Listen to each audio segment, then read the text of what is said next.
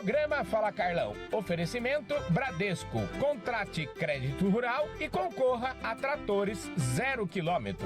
Olá pessoal, esse é mais um Fala Carlão e você já sabe, o Fala Carlão é sempre na prateleira de cima do agronegócio brasileiro. Continuamos aqui na COP27, Sharm El Sheikh. E ó gente, tá chegando cada vez mais prateleira de cima. Aqui do meu lado agora tá o Fernando Sampaio. Obrigado, querido, pela sua presença aqui no Fala Carlão, mais uma vez, agora de maneira presencial, né? Agora internacional, né, Carlão? Obrigado aí por convidar a gente para falar com vocês. Escuta, qual que é a sua agenda aqui na COP27?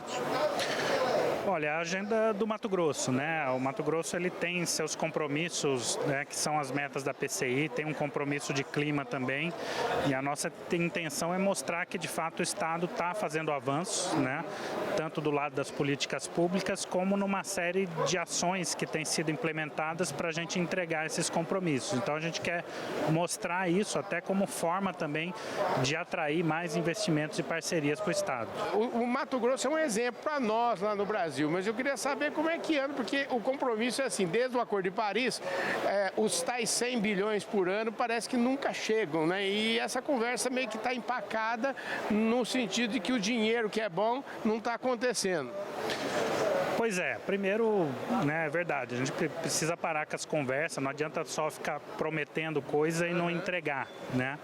E na verdade o Mato Grosso saiu na frente, quer dizer, a gente fez um compromisso lá atrás e está de fato implementando, né? Então não é só conversa, você tem ações concretas de controle do desmatamento.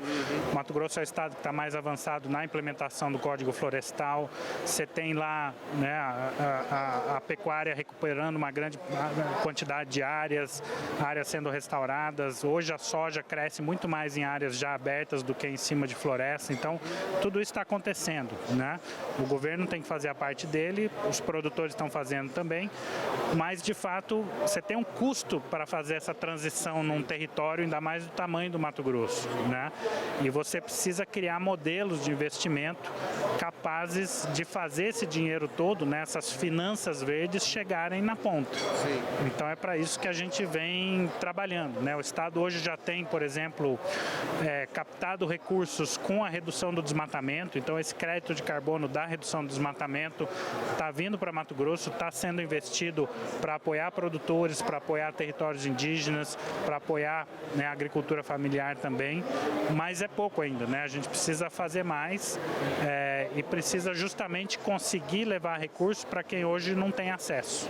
Mas o que você está me dizendo aqui, na verdade, não deixa de ser uma excelente notícia, né? Porque você tá me dizendo que já existe dinheiro concreto vindo. Pode ser pouco ainda, mas já existe. Não, existe. Esse programa que eu falei chama Programa REN, né? Que é esse recurso que vem pela redução do desmatamento. Ele é financiado hoje pela Alemanha e pelo Reino Unido. A gente tem parcerias com países como a Holanda, por exemplo, através da IDH, que é uma instituição de fomento ao comércio sustentável, está financiando projetos em Mato Grosso.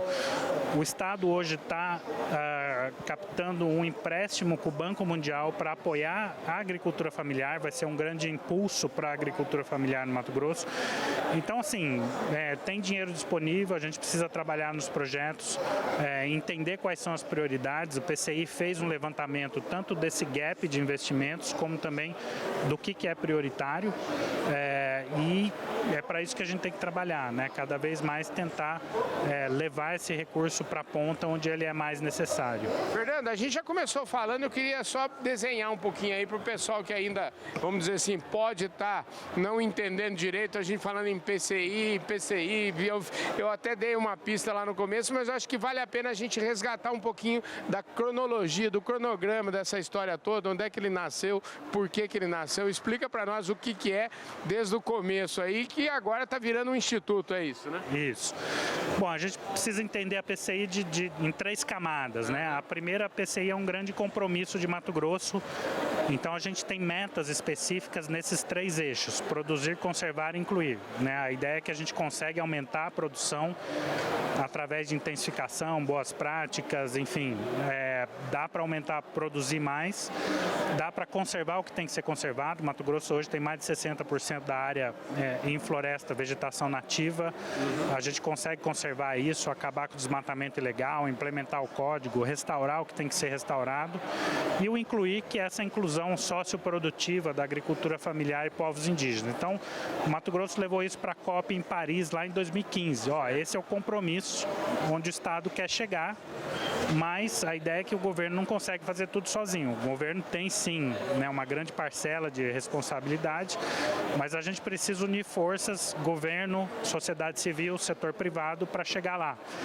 Então, essa é a segunda camada, né? A PCI é uma grande colaboração público-privada, então ela nasceu como um comitê também que juntava secretarias de governo e esses outros atores, e agora, por último, a gente está criando um instituto, né? O Instituto PCI, porque a ideia é que ele também funcione como um mecanismo financeiro para captar recursos, né? Para criar esses modelos de investimento que a gente precisa para fazer funcionar. Então, esse é o passo que a gente está agora e que a gente vem anunciar na COP também, né? Que o Mato Grosso tem hoje uma instituição capaz tanto de fazer essas parcerias privadas, como também de servir como um veículo de investimento. Ô Fernando, eu queria saber de você o seguinte, a gente precisa, eu queria saber seu posicionamento em relação à questão das métricas pelas quais a agricultura, pelas quais o meio ambiente lá no Brasil é avaliado do ponto de vista de fora, dos atores externos, né?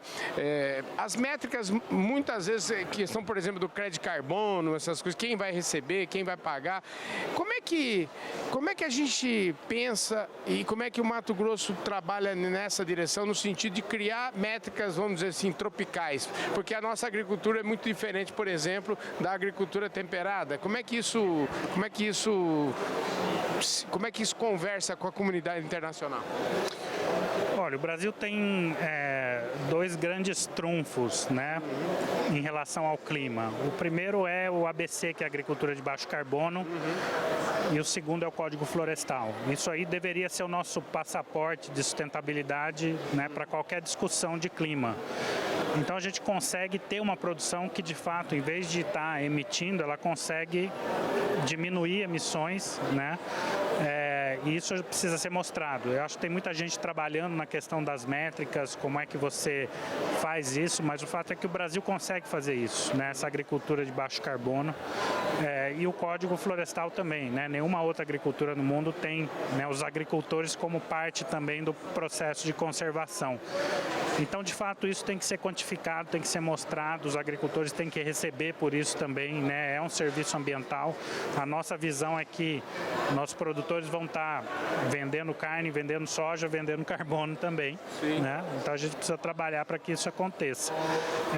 Aqui na COP tem um grupo de Coronívia que discute justamente a agricultura, né? Como é que a agricultura é parte desse processo.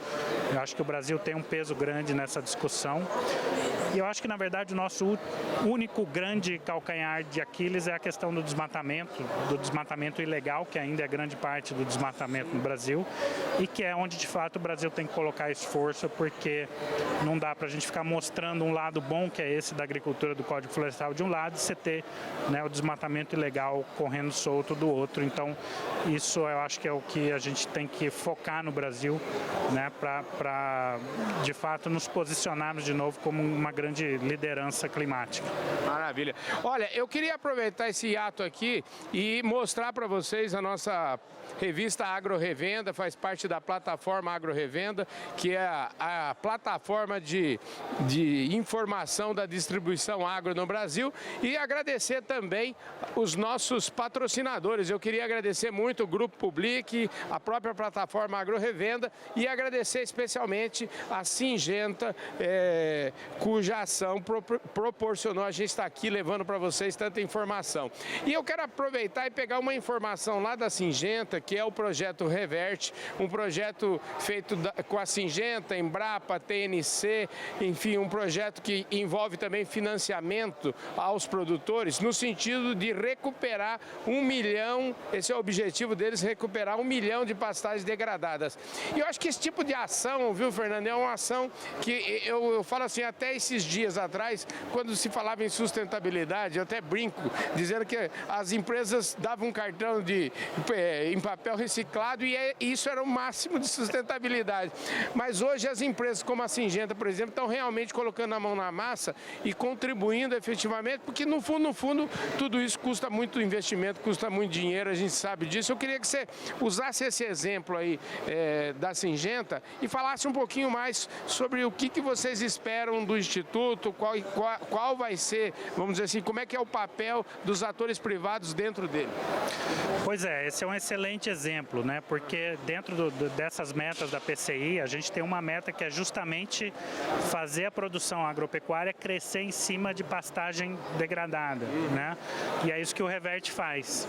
Então você tem um exemplo de uma empresa que colocou em prática um projeto que ajuda diretamente o compromisso do Mato Grosso, né? Então quando você tem a iniciativa privada dentro das suas estratégias de sustentabilidade, colaborando com a estratégia do Estado, é o que a gente quer fomentar, né? A gente quer que outras empresas também tenham ações que ajudem o Mato Grosso a avançar. Como eu falei, ninguém consegue resolver o problema sozinho, né? Você tem que ter o governo atuando de um lado, mas o setor privado tem um papel muito grande. Então a gente tem exemplos hoje das empresas de pecuária, da Syngenta, das empresas da soja, que hoje a gente vai anunciar aqui um projeto também no Mato Grosso para apoiar os produtores com pagamento por serviço ambiental, com assistência técnica. Então, quando a gente, né, traz o setor privado para a mesa, né, e sair do discurso e ir para a prática com ações concretas, e você tem o governo do outro lado trabalhando também, a gente consegue avançar com essa transição sustentável que a gente quer no território.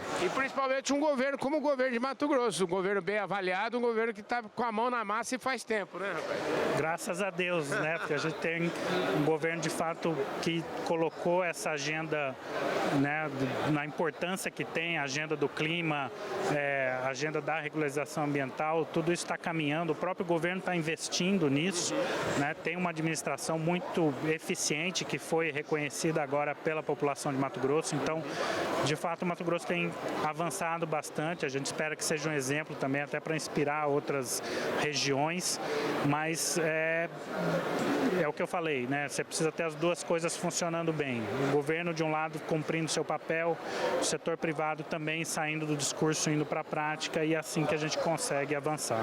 Fernando, eu citei aqui o exemplo da Syngenta, mas você estava me falando que tem outras empresas já trabalhando junto com você. E você pode citar aqui, fica à vontade, porque o mundo é movido, eu acho que por exemplos, viu? Mais do que palavras, a gente tem que falar de exemplos. Então, na PCI a gente tem empresas que estão de fato envolvidas ali na criação do Instituto, né? Tem a Amage, tem a Marfrig, outras empresas, Carrefour está investindo num projeto de pecuária no Mato Grosso, a JBS tem várias ações, escritórios verdes, programas de assistência, a gente está discutindo com as empresas da soja, né? As traders, um outro projeto em regiões específicas do Mato Grosso, muitas delas têm fundações que apoiam as entidades da agricultura familiar também, então de fato é um grande esforço coletivo ali, né? Maravilha, escuta, você fica, hoje eu estou gravando essa entrevista aqui hoje, sábado, e é o dia da agricultura, que é simbólico, né, rapaz? O dia que eu resolvi para chegar aqui, né, Carlão, mas a agricultura, na COP, no ano passado, a gente falou muito de florestas, né, da questão da floresta, que é fundamental, mas a agricultura também tem um papel fundamental e pode ter um impacto positivo muito grande na questão climática e também na segurança alimentar, né, que de fato são dois desafios que o mundo atual precisa conciliar, né? Como é que você garante segurança alimentar para todo mundo e como é que você garante também que essa produção tenha um impacto positivo para o clima, e eu acho que a gente consegue fazer tudo isso. Maravilha, gente. É isso aí. O Mato Grosso dando um exemplo concreto de que bons projetos... É aquela história que eu sempre falo no meu negócio. Eu falo assim, para boas ideias o dinheiro sempre aparece, viu? Dá trabalho, mas aparece. É isso aí, gente. Falei aqui com o Fernando Sampaio e esse foi mais um Fala Carlão, sempre na prateleira de cima do agronegócio brasileiro. Muito obrigado pela sua audiência e a gente continua aqui, COP27 Sharm El Sheikh.